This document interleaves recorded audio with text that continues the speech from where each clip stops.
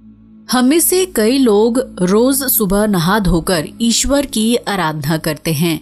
हर धर्म का व्यक्ति ईश्वर को अलग अलग रूप और तरीके से याद करता है।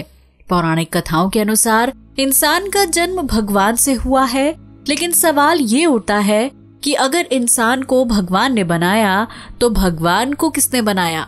असल में भगवान का अस्तित्व है या नहीं, ये कभी ना खत्म होने वाली बहस है, जिसमें सबके अपने अपने तर्क और विचार शामिल हैं। भगवान की उत्पत्ति पर प्रश्न चिन्ह। साइंस के नजरिए से देखा जाए तो वो हर चीज का प्रमाण मांगता है। अगर प्रमाण है तो वो चीज अस्तित्व में, अन्यथा नहीं। लेकिन ऐसा मान लिया जाए तो जिस हवा में सांस लेते हैं वो भी दिखाई नहीं देती, लेकिन इसका ये मतलब तो नहीं कि हवा का अस्तित्व नहीं है।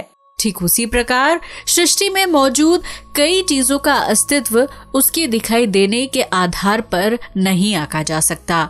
इस सृष्टि का निर्माण एक व्यवस्थित ढंग से हुआ है। बच्चा अपनी माँ के स्पर्श को अपने आप पहचान लेता है। पक्षी शाम होते ही अपने घोंसले में वापस चले जाते हैं। एक निश्चित समय पर शाम ढलती है और रात हो जाती है। ये सब प्रकृति की व्यवस्था है। अगर इस व्यवस्था में किसी तरह की रुकावट आएगी तो पृथ्वी का संतुलन बिगड़ जाएगा। हिंदू शास्त्रों के मुताबिक भगवान शिव की उत्पत्ति स्वयं यानी अपने आप हुई है, इसलिए उन्हें स्वयंभू कहा जाता है। हर धर्म में ईश्वर के अस्तित्व और शक्ति को स्वीकार किया गया है। इस्लाम में अल्लाह, क्रिश्चियनिटी में गॉड और हिंदुओं में अनेकों देवी देवता। हालांकि भगवान की उत्पत्ति का कोई प्रमाण नहीं है, लेकिन उसके अस्तित्व पर संदेह नहीं किया जा सकता। साइंस का नजरिया। किताब यूनिवर्स फ्रॉम नथिंग में भगवान की उत्पत्ति को लेकर सनसनीखेज खुलासा किया गया है। किताब में कहा गया है कि संसार के होने और उसके निर्माण को लेकर किसी भी सवाल का जवाब जानने के लिए हमें भगवान की शरण में जाने की जरूरत नहीं है, क्योंकि इस सवाल से जुड़े जवाब हमें कुदरत के कायदों से ही मिलने वाले हैं। हॉकिंग का कहना है कि संसार को भगवान ने नहीं बनाया, बल्कि वो खुद ब खुद बन गया। ऐसे में ये बात तो साफ है कि विज्ञान की नजर में भगवान का अस्तित्व ना के बराबर है, क्योंकि विज्ञान को हर चीज का सबूत चाहिए। साइंस का मानना है कि कुछ चीजों के निर्माण के लिए रचयिता की जरूरत नहीं होती, क्योंकि सृष्टि की शुरुआत एक बड़े धमाके यानी बिग बैंग से हुई थी और उससे पहले किसी भी चीज का अस्तित्व नहीं था। कुछ वैज्ञानिकों का तो ये भी मानना है कि हिंदू धर्म के भगवान एलियन यानी परग्रही थे, जो धरती पर आए और उन्हें भगवान के रूप में मान्यता दे दी गई। दरअसल साल 1968 में चैरियट्स ऑफ द गॉड्स नामक एक किताब प्रकाशित हुई थी, जिसमें हिंदू देवी देवताओं को एलियन बताया गया था। इसके बाद साल 1969 में आई गॉड्स फ्रॉम आउटर स्पेस नामक किताब में भी हिंदू भगवान को एलियंस की संख्या दी गई थी।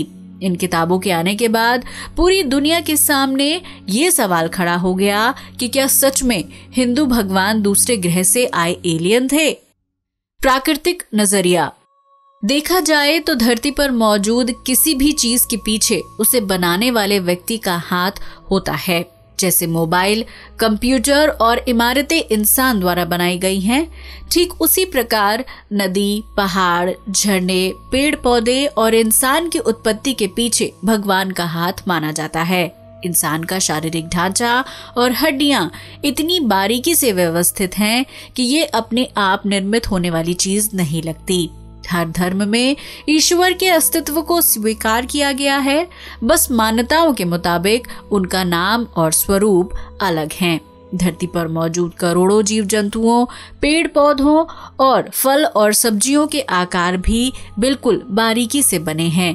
क्या ये सब महज एक इत्तेफाक हो सकता है? हिंदू धार्मिक ग्रंथों की माने तो इस ब्रह्मांड में 3 आयाम हैं, जिनमें ग्रह भी शामिल हैं। लेकिन हिंदू देवी देवता किसी दूसरे ग्रह से नहीं बल्कि अन्य आयामों से संबंध रखते थे। वैज्ञानिक भी इस बात की पुष्टि कर चुके हैं कि हम 3 आयामी दुनिया में रहते हैं, जहां समय यानी टाइम चौथा और सबसे छोटा आयाम है। लेकिन चौथे आयाम के बारे में हमें ज्यादा जानकारी नहीं मिलती। वैसे तो हिंदू धर्म के वेद पुराणों में 64 अन्य आयामों का भी जिक्र किया गया है, जिसके बारे में विज्ञान खोज नहीं कर पाया। इन्हीं आयामों से निकले देवी देवता इंसानों को शिक्षा देने आते थे। 3 आयामी दुनिया को स्वर्गलोक, नरकलोक और पृथ्वीलोक में विभाजित किया गया है। हमारी आत्मा एक आयाम से दूसरे आयाम तक सफर करने की शक्ति रखती है, जबकि देवी देवता सभी आयामों में सफर कर सकते हैं। इससे साबित होता है कि हिंदू भगवान परिग्रही नहीं बल्कि पर आयामी थे। भगवान किसी भी आयाम में जा सकते हैं। जब भगवान धरती पर इंसानी रूप लेकर जन्म लेते हैं तो वो भी 3 आयामी नियमों का पालन करते हैं। जैसे भगवान श्री कृष्ण और भगवान राम के रूप में जन्म लेने के लिए भगवान विष्णु ने 3 आयामी नियमों का पालन किया। परग्रही यानी एलियन पृथ्वी पर जन्म नहीं ले सकते, लेकिन पर आयामी पृथ्वी पर जन्म लेने की शक्ति रखते हैं, जो हिंदू धर्म के भगवानों में है।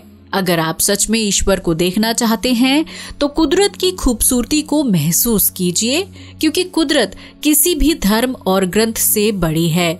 ये हमें सांस लेने के लिए साफ हवा और भूख मिटाने के लिए भोजन प्रदान करती है। आज धर्म और भगवान के नाम पर धरती पर एक अलग ही प्रकार की बहस छिड़ी हुई है। हर कोई अपने धर्म को सर्वोपरि समझता है, लेकिन इंसान ये भूल जाता है कि जिस भगवान के लिए वो लड़ रहा है वो ये लड़ाई झगड़ा नहीं चाहता। इंसान को इंसान से प्यार करना चाहिए। इंसान कुदरत से लिए फूल पौधे चढ़ाकर भगवान को खुश करने की कोशिश करता है, जबकि भगवान ने खुद कुदरत का निर्माण किया है। आप भगवान की चीज उसी से लेकर वापस उसी को चढ़ा देते हैं। अब आप ये खुद सोचिए कि सृष्टि के रचयिता को क्या किसी चढ़ावे की जरूरत है? क्या उसे अपना अस्तित्व दुनिया के सामने रखने की जरूरत है? ईश्वर तो निरंकार है, उसका कोई आकार नहीं, तो उसका निर्माण कौन कर सकता है? निर्माण तो उस चीज का किया जाता है जिसे कोई आकृति या बनावट दी जाती है, लेकिन भगवान का तो कोई आकार और बनावट है ही नहीं। वो तो हर रूप, रंग और आकार में उपस्थित है। कहते हैं भगवान आपके भीतर होता है, तो अपने ईश्वर को पहचानिए और संसार में नफरत को त्याग कर प्रेम भाव से जीवन व्यतीत कीजिए। इस बारे में आपका क्या सोचना है? अपने विचार हमें कमेंट सेक्शन में जरूर शेयर करें। आज के लिए बस इतना ही। वीडियो अच्छा लगा हो तो इसे लाइक और शेयर करें, साथ ही चैनल को भी सब्सक्राइब करें। जय हिंद दोस्तों।